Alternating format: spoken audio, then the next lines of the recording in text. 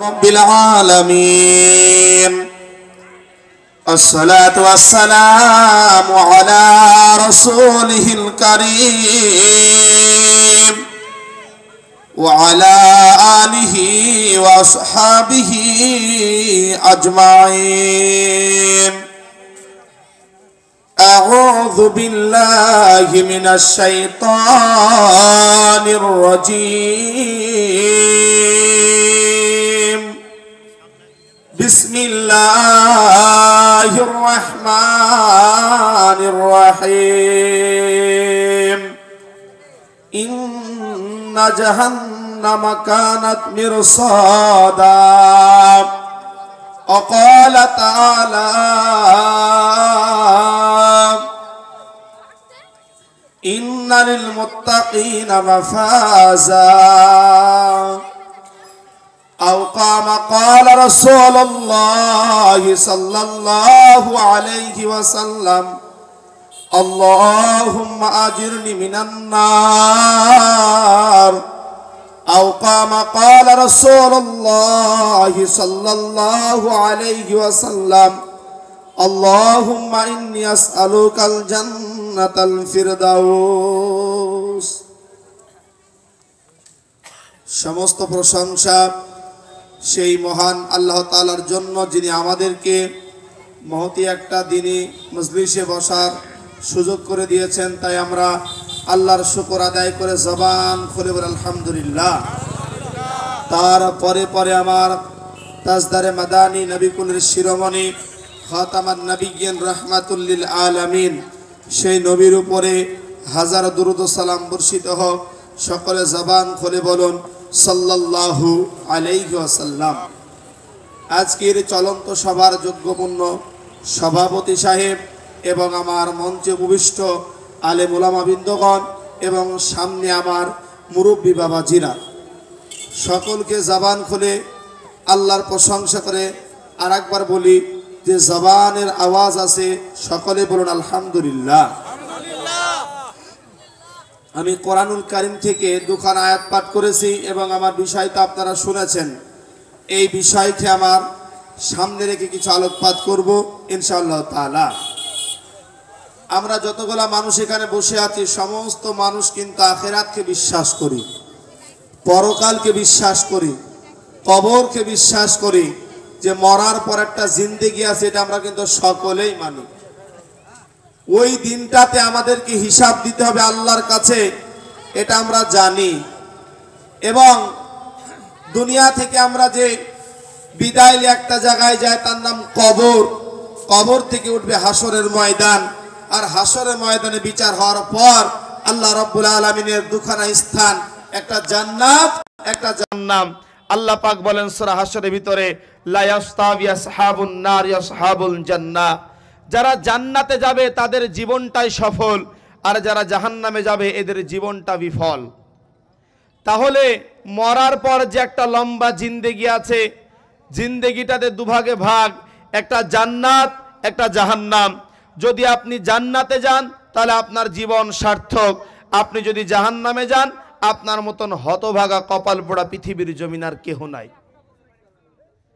এইবারে আপনাদেরকে বলি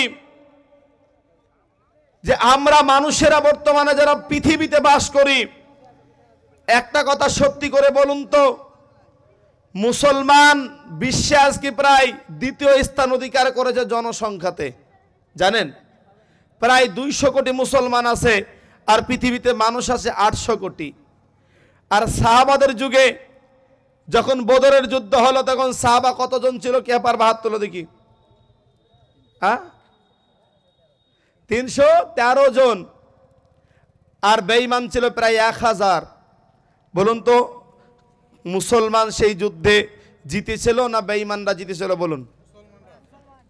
মুসলমানরা ঈমানের কারণে জিতেছে, মুসলমানরা ঈমানের কারণে জিতেছে, আর বেঈমানরা পরাজিত হয়েছে। মুসলমানদের ঈমানি জজবা তাকওয়া আল্লাহ ভীতি দেখে বলা যাবে না সুবহানাল্লাহ। আজকে আমরা মুসলমান, কবি নজরুল একটা কত সুন্দর করে কবিতা বলেছিল, ওদিকে আমার যাওয়ার সময় নাই বাপ। একটা ছোট্ট বলেছিল যে আমরা মুসলমান বেড়ে চলেছি গরু ছাগলের মতো, সত্যি বাস্তব একটা কথা বড় আফসোস হয়, আজকে যে জাতি মুসলমান যার পরিচয় ছিল ইসলাম, আজকে ইসলামকে বাদ দিয়ে তারা মুসলমান পরিচয় দিতে গিয়েছে। ওর জন্য সব জায়গায় মার এবং অবিচার মুসলমানদের উপর আসে না? নাই, আসে না? ওর জন্য আপনাদেরকে বলবো আব্বাজান, যে আমরা আখিরাতকে ভুলে গিয়েছি, যে জাহান্নাম সামনে আমাদের আছে মরার পর। এইটা মানুষ একবারও 24 ঘন্টা দিনের ভিতরে একটা বড় চিন্তা করে দেখে না। মরার পর যে একটা জান্নাত আছে এইটাকেও মানুষ ভাবার সময় পায় না। কেন? এটার একটা কারণ, শয়তান মানুষের প্রকাশ্য দুশমন, প্রকাশ্য শত্রু। আল্লাহ তাআলা এ সম্পর্কে বলেন যে তোমাদের শয়তান প্রকাশ্য দুশমন, শয়তান তোমাকে প্রকাশ্য পথভ্রষ্ট করবে, এখানেও তোমাকে পথভ্রষ্ট করবে, মরার পরে তোমাকে জাহান্নামে নিক্ষেপ করে ছাড়বে। বলুন তো, আমরা মুসলমান জান্নাত চাই না জাহান্নাম চাই? সকলে জান্নাত চান তো? এবার তাকবীর দেন, লিল্লাহি তাকবীর।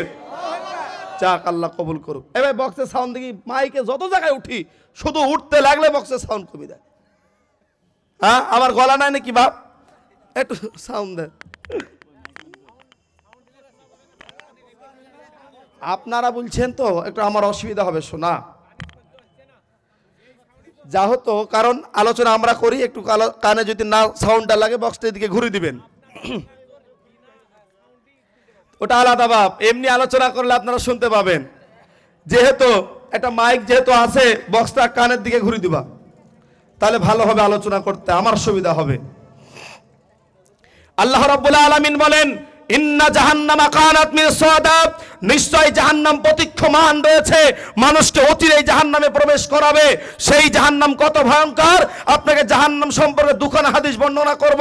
রাসূল সাল্লাল্লাহু আলাইহি ওয়াসাল্লাম বলেন, আমি যখন ঊর্ধ্ব ভবনে মিরাজে রাত্রিবেলা গেলাম, আল্লাহ আমাকে জাহান্নাম দেখালো, জান্নাত দেখালো।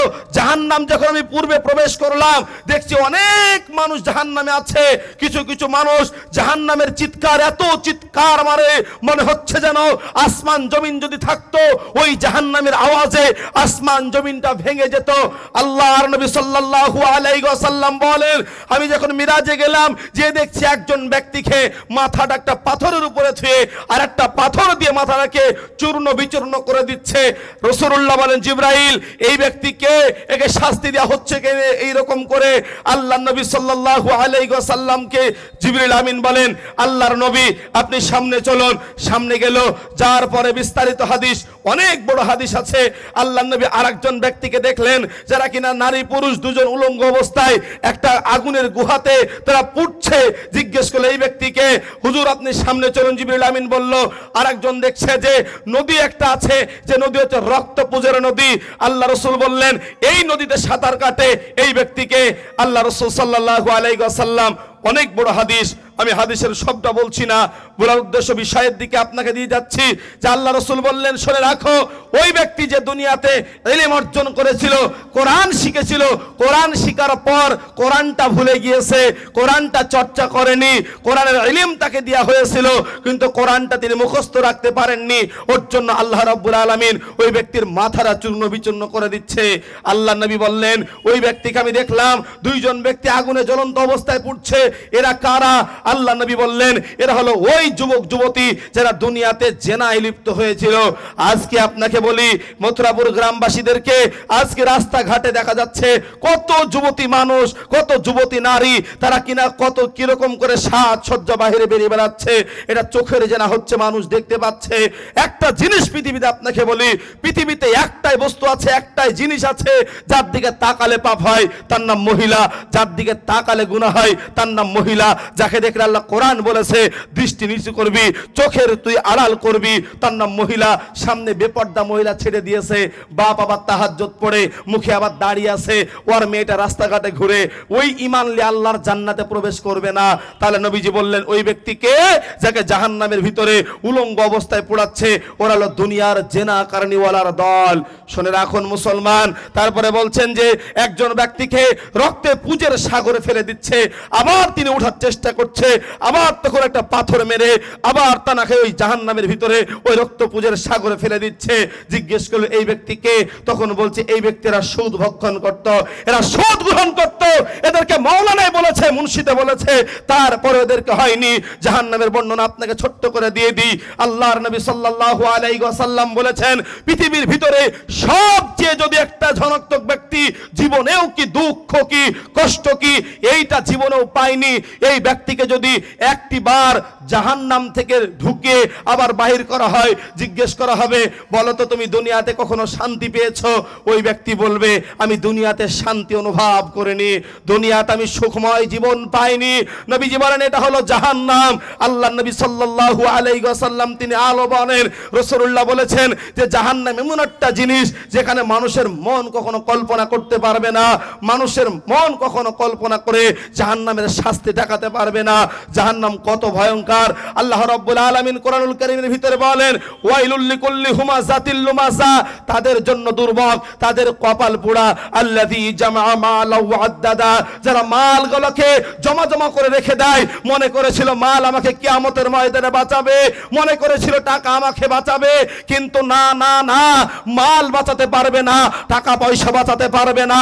কিয়ামতের ময়দানে আল্লাহ পাক রব্বুল আলামিন বলবেন, ওয়াসিকাল্লাযীনা কাফারু ইলা জাহান্নামা যুমারা, এদেরকে ধর ফেরেশতাগণ, এদেরকে ধরো, শিকলবন্দি করো এবং তাদেরকে খুযুহু ফাগুল্লু সুম্মাল জাহিমু সাল্লু, এদেরকে ধরে জাহান্নামে হাসরেতে হাসরেতে নিয়ে যাও।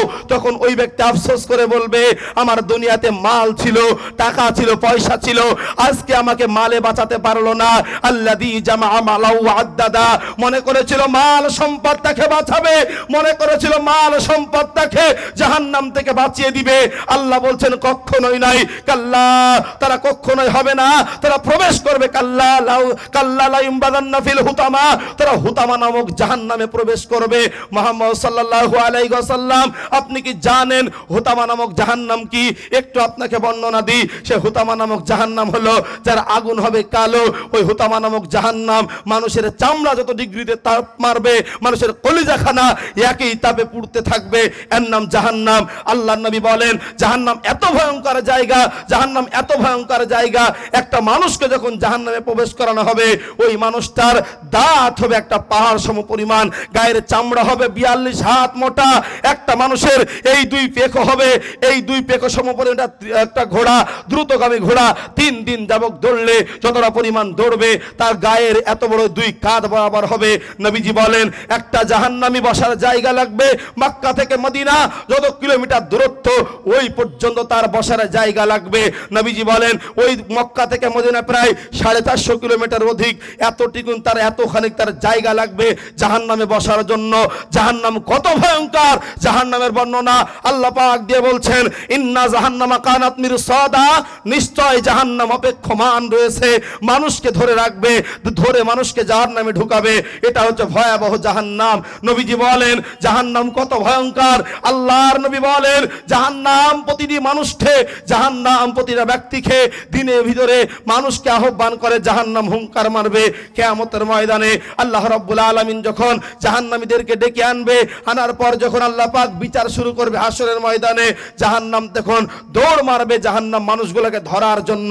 আল্লাহ বলবেন ওই জাহান্নামের দিকে যারা যাবে তাদের ভিতরে তাদের মতন দুর্ভাগা আর পৃথিবীতে কেউ নাই। জাহান্নাম এত ভয়ঙ্কর জায়গা, জাহান্নামে কেউ যাবে না। জাহান্নামে কে যাবে? আল্লাহ বলেছেন, আল্লাহ রাব্বুল আলামিন বলেন জাহান্নাম আমি আল্লাহ ভর্তি করব মানুষ আর জিন জাতিকে দিয়ে। মানুষ আর জিন যাবে জাহান্নামে, কোনো পশু প্রাণী জাহান্নামে যাবে না, কীটপতঙ্গ জাহান্নামে যাবে না। জাহান্নামে যাবে কে? জাহান্নামে যাবে মানুষ আর জিন। মানুষ আর জিনকে আল্লাহ জাহান্নামে দিবে। তাহলে আপনি বলি, আমি বলি যে জাহান্নাম আমার সামনে আছে, এইখানে এতগুলা মানুষ বসে আছেন, বলুন তো আমি আপনি কি জান্নাতি জাহান্নামী? জান্নাতি মানুষ কি জাহান্নামী মানুষ? কেউ বলতে পারবো না। তারপরেও আপনার ভিতরে অহংকার বোধ কেন বলুন দেখি? এটা তো বুঝে আসে না। আপনি মাটির মানুষ, কেন আপনি লোহার মতন শক্ত হয়ে চলেন? আপনি তো এমন দুর্বল। আল্লাহ পাক বলেছেন খলিকাল ইনসানু যায়ফা, আমি মানুষকে দুর্বল করে বানিয়েছি। অতএব জাহান্নামকে ভয় করুন, যে জাহান্নাম প্রতীক্ষমান আছে, আমাকে আপনাকে ধরার জন্য জাহান্নাম বসে আছে। ইমানদার ব্যক্তি যারা হবে তারা আল্লাহর ভয়ে সদা সর্বদাই অন্তরটা থরথর করে কাঁপবে, অন্তরের ভিতরে আল্লাহর ভয় চলে আসবে। জাহান্নামের বর্ণনা আপনাকে আরেকটু এগিয়ে দিয়ে যায়। আল্লাহর নবী সাল্লাল্লাহু আলাইহি ওয়াসাল্লাম বলেন, জাহান্নামের ভিতরে আল্লাহ রাসূল যেদিন মেরাজে গেলেন, যার পর জাহান্নাম পরিদর্শন করে দেখলেন জাহান্নামে অধিকাংশ মহিলাগুলা জাহান্নাম ভর্তি করা আছে। বেশিরভাগ মহিলা যাবে জাহান্নামে, জাহান্নামের ভিতরে মহিলাগুলা যাবে জাহান্নামে। নবীজি দুনিয়াতে আসার পর বললেন, ও আমার দুনিয়ার উম্মতিরা শোনো, যদি তোমরা জাহান্নাম থেকে বাঁচতে চাও, অন্তত একটা খেজুরের দানা পরিমাণ হলেও ওই সাদকা করে জাহান্নাম থেকে বাঁচো। এটা হলো জাহান্নামের বর্ণনা। জাহান্নাম অত্যন্ত কঠিন, কষ্টকর, যার জীবনে আল্লাহর নবী বলেছেন জাহান্নামে যখন মানুষকে দেয়া হবে, জান্নাতে যখন মানুষকে দেয়া হবে, দেওয়ার পর জাহান্নামের একটা চিন্তায় থাকবে, হয়তোবা আমরা এখান থেকে কোনোদিন মারা যাব। জান্নাতের একটা টেনশনে থাকবে, হয়তোবা এখান থেকে আমরা চলে যাব। এই প্রেক্ষাপটে আল্লাহ রাব্বুল আলামিন জান্নাত এবং জাহান্নামের মাঝখানে একটা প্রাণী নিয়ে আসবে, বকরি অথবা গাধার মতন একজন প্রাণীকে নিয়ে আসার পর আল্লাহ বলবেন, ও জান্নাতীরা তোমরা এদিকে তাকাও, ও জাহান্নামীরা তোমরা এদিকে তাকাও। আল্লাহ পাক জান্নাত এবং জাহান্নামের মাঝখানে ওই ছাগলটাকে বা ওই প্রাণীটাকে জবাই করে দিয়ে বলবে, আজ কি তোমাদের আর মওত হবে না? সুম্মা লা ইয়ামুতু ফিহা ওয়ালা ইয়াহইয়া, তোমরা আর কোনোদিন মরবে না, তোমরা চিরকাল আজকে জাহান্নামে যারা থাকলে খালিদিনা ফিহা আবাদা, চিরস্থায়ী হয়ে গেলে। জান্নাতে যারা হয়ে গিয়েছো খালিদিনা ফিহা আবাদা, তোমরা চিরস্থায়ী জান্নাতে চলে গেলা।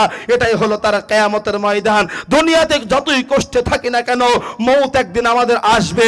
আর জাহান্নামে এত কষ্ট হয়ে যাবে, জাহান্নামে কোনোদিন মওত আসবে না। এটার নাম জাহান্নাম। মানুষ এমন একটা দেল, মানুষ আল্লাহ পাক বলেছেন ওয়াকুদুহান নাস ওয়াল হিজারা, আমি মানুষ আর পাথর জাহান্নামের ইন্ধন বানাবো, জাহান্নামের জ্বালানি বানাবো। এই তাফসীরের ভিতরে লিখেছেন, যে আয়াতের তাফসীর করেছেন, যে এই জাহান্নামের কথা শোনার পর পাথর তাই ফেটে গিয়েছে। পাথরের জবান নেই। আল্লাহ পাকের ভয়ে পাথরের ভিতর থেকে ঝর্ণা প্রবাহিত হয়। আল্লাহর ভয়ে পাথরের চোখের পানি, পাথর আল্লাহর ভয়ে কান্না করেছে। মানুষের দিল এত কঠিন হয়ে গিয়েছে, একটু জাহান্নামের ভয়ে মানুষের আজকে চোখ দিয়ে পানি আসে না। মানুষকে এত আহ্বান করা হয়, তোমরা আল্লাহর দিকে আসো, তোমরা কোরআন মেনে নাও, হাদিস মেনে নাও। মানুষ শোনে না, আল্লাহকে মানে না। আল্লাহ বলেন একদিন এদেরকে ধরবো, ধরার পর যেদিন জাহান্নামে যাবে, ওই দিন তখন ফেরেশতারা দারোয়ান বলবে, তোমাদের কাছে কি কোনোদিন কোনো সুসংবাদদাতা যায়নি, জাহান্নামের বর্ণনা দেয়নি? তখন বলবে, আমাদের কাছে সমস্ত নবী গিয়েছিল, ওলি গিয়েছিল, মাওলানা গিয়েছিল, আলেম উলামা গিয়েছিল, পাড়ায় পাড়ায়, বাড়িতে বাড়িতে আমাদেরকে কথা বলেছিল, কিন্তু আমরা সব শুনেছি, আমরা আমল করিনি। এটার নাম জাহান্নাম। এটার নাম জাহান্নাম। তাহলে বলুন, ওই জাহান্নামে কেউ কি যেতে চায়? বলুন, কেউ যেতে চায় না। এইবার আসি জান্নাত কেমন হবে। জান্নাতের বর্ণনা দিতে গেলে অনেক সময় লেগে যায় বাপ। বিষয় যা দিয়েছে 1 বছর শেষ করা যাবে না। হ্যাঁ, ওর জন্য যে আপনাকে একটু ছোট ছোট করে আগিয়ে নিয়ে যায়, যে জান্নাত আমাদেরকে মরার পরে আরেকটা স্থান আছে, তার নাম জান্নাত। সে জান্নাত করতে গেলে কিছু কিছু আমলের কথা আজকে বলে যাবে এর মাধ্যমে। নবীজি বলেন জান্নাত আছে। আচ্ছা, আমরা সকলেই শুনেছি জান্নাত কয়টা? জোরে বলুন, জান্নাত কয়টা? জান্নাত কয়টা? জান্নাত আমরা শুনেছি 8টা। জান্নাত কিন্তু একটাই, গেট হলো 8টা। জান্নাতের গেট একটা, 8টা, আর জাহান্নামের গেট 7টা। তাহলে জান্নাতি সংখ্যা বেশি হবে না জাহান্নামী সংখ্যা বেশি হবে? বলুন।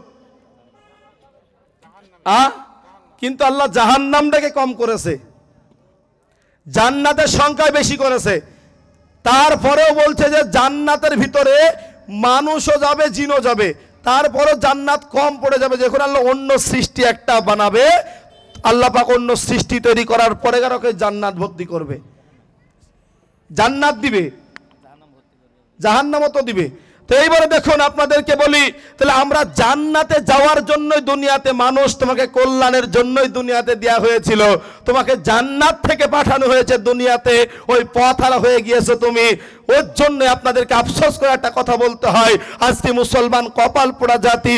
আজকে মুসলমান, যে মুসলমান আল্লাহর ভয় সদা সর্বদা থাকতো, হযরত ওমর ইবনুল খাত্তাব বলতো, যদি মিশরের প্রান্তে যদি একটা কুকুর না খেতে পেয়ে মারা যায়, আমি ওমরকে আল্লাহর দরবারে কিয়ামতের ময়দানে হিসাব দেয়া লাগবে।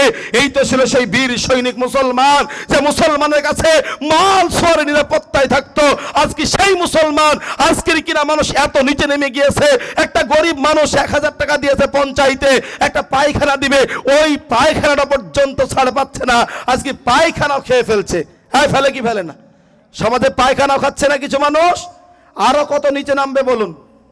নিচে নামতে নামতে নামতে নামতে মানুষের পায়খানাটাও বাদ দিছে না খেতে খেতে। আল্লাহ এদেরকে হেফাজত করবে, বলেন আল্লাহুম্মা আমিন। ওর জন্য বলতে চাই যে জান্নাত এমন একটা সুখময় জায়গা, জান্নাত এমন একটা শান্তির জায়গা যেখানে মানুষ যাবে। ওর জন্য একটা তিরমিজি শরীফের হাদিস আছে, আল্লাহর নবী বলেন, জান্নাতে যদি মউত থাকতো তো জান্নাতের নাজ নিয়ামতটা দেখে মানুষ মারা যেত, বলুন সুবহানাল্লাহ। কিন্তু জান্নাতে মউত নেই, জান্নাতে মানুষ মরবে না। আল্লাহ বলেন ইন্নালিল মুত্তাকিনা, যে ওই অবশ্যই যারা মুত্তাকিন তারাই যাবে জান্নাতের ভিতরে।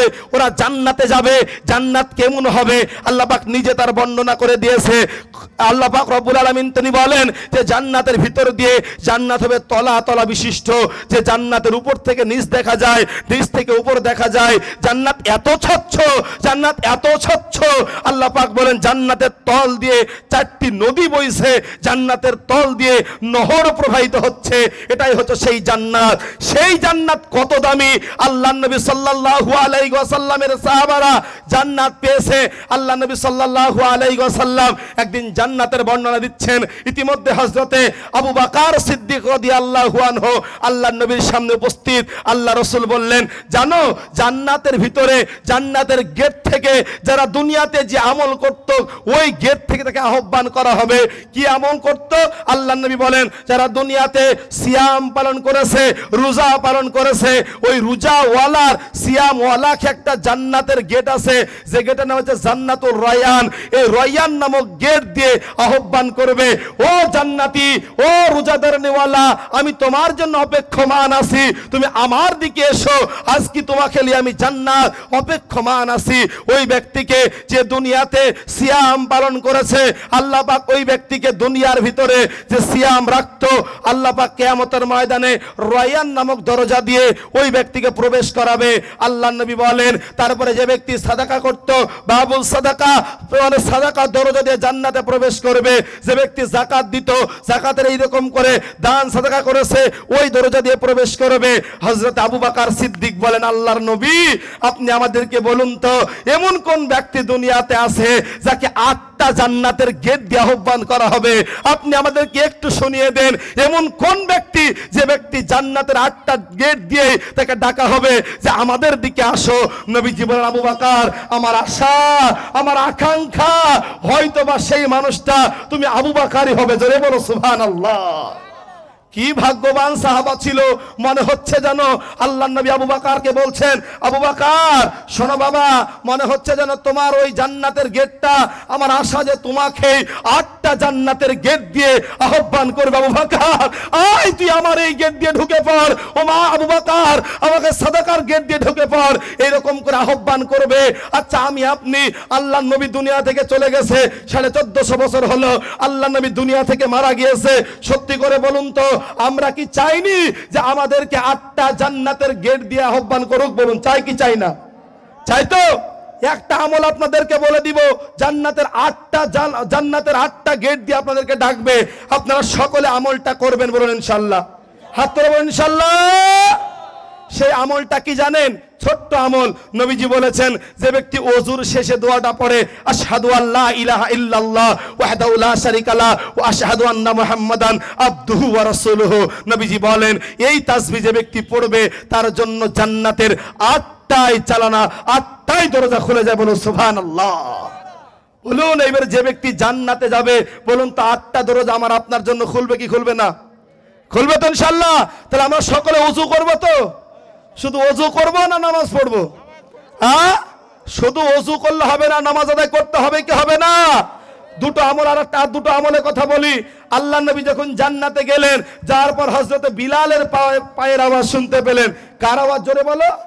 বিলালের পায়ের আওয়াজ শুনতে পেলেন। নবীজি দুনিয়াতে আসলেন, আসার পর বললেন, ও বাবা বিলাল, তুমি কি এমন আমল করো গো, আমার আগে তুমি আল্লাহর জান্নাতে প্রবেশ করেছো?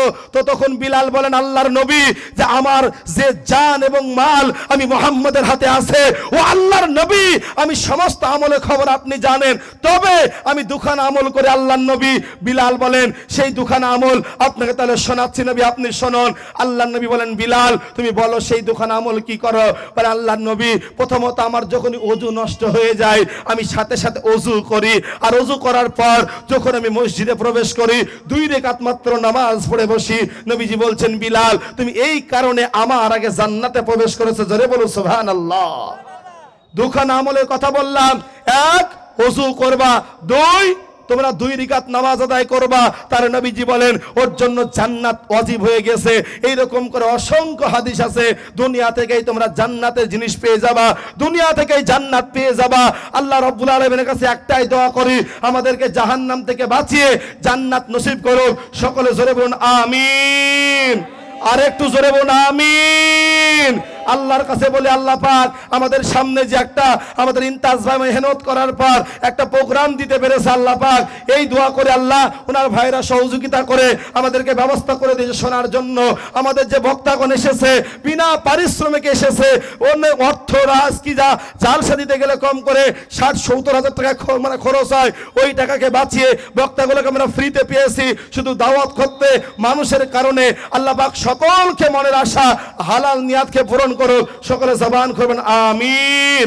নবীজি বলেছেন, যে ব্যক্তি আল্লাহুম্মা আজিরনি মিনান নার এই তাসবিহটা 7 বার পড়বে, কিয়ামতের ময়দানে জাহান্নাম বলবে, আল্লাহ ওই ব্যক্তিকে আমার ভিতরে তুমি দিও না, কারণ ওই ব্যক্তি আমার কাছ থেকে দুনিয়াতে পানাহ চেয়েছে। জোরে বলুন সুবহানাল্লাহ। তাহলে আপনারা কি তাসবিহ পড়বেন বাপ? দোয়া শিখলেন, আল্লাহুম্মা বলুন, আল্লাহুম্মা আজিরনি মিনান নার, এই দোয়াটা পড়বেন। আর নবীজি বলেছেন আল্লাহর কাছে দোয়া করবা, আল্লাহুম্মা ইন্নী আসআলুকাল জান্নাতুল ফিরদাউস, হে আল্লাহ তুমি আমাকে জান্নাতুল ফিরদাউস দান করো। এই দোয়াগুলা করবেন। আল্লাহ পাক আমাদেরকে দুনিয়া আখিরাতে যতগুলা মানুষ আমরা বেঁচে আছি রব্বুল আলামিন, যারা কিনা অসুস্থ আছে এদেরকে তুমি শিফায়ে কামিয়াবি দান করো। সকলে জবান করবেন আমিন। আল্লাহ যারা আমরা দুনিয়াতে এখানে উপস্থিত আছি, আল্লাহ সকলের কাবিরা গুনাহ সাগীরা গুনাহ সকলের গুনাহগুলোকে ক্ষমা করে দাও। সকলে বলে আল্লাহুম্মা আমিন। আল্লাহ এখানে অনেক মানুষ বসে আছে যার আব্বা কবরে চলে গেছে, মা কবরে চলে গেছে। আল্লাহ পাক মা বাপ যার দুনিয়াতে নেই তার মতন হতভাগা কেউ নেই। আল্লাহ আজকে মথুরাপুরের গোরস্থানে কত আপনজন ঘুমিয়ে আছে, কার মা ঘুমিয়ে আছে, কার সন্তান ঘুমিয়ে আছে। আমি দোয়া করি মালিক, পূর্ব থেকে পশ্চিম দিগান্তর পর্যন্ত যারা পরিমাণ ঈমান নিয়ে কবরে যারা শাহিত আছে, প্রতিটা মানুষের কবরের আযাবকে মাফ করে দিয়ে প্রতিটা কবরকে নূরে নূরে গুলজার বানিয়ে দাও। সকলে বলেন আল্লাহুম্মা আমিন। আমরা যারা দুনিয়াতে টিকে আছি, আল্লাহ পাক আমার যুবক ভাইদেরকে দ্বীন ইসলামের উপরে টিকে রাখার তৌফিক দান করো। ইয়া মুকাল্লিবাল কুলুব সাব্বিত কলবি আলা দীনিক, আল্লাহ আমাদের হৃদয়টাকে ইসলামের উপরে তুমি অটল রাখো। সকলে জবান খুলে বলেন আল্লাহুম্মা আমিন। এই কথা বলে আমার সংক্ষিপ্ত বক্তব্য এখানে শেষ করলাম। আসসালামু আলাইকুম ওয়া রাহমাতুল্লাহ। ওয়া আলাইকুম আসসালাম ওয়া রাহমাতুল্লাহ।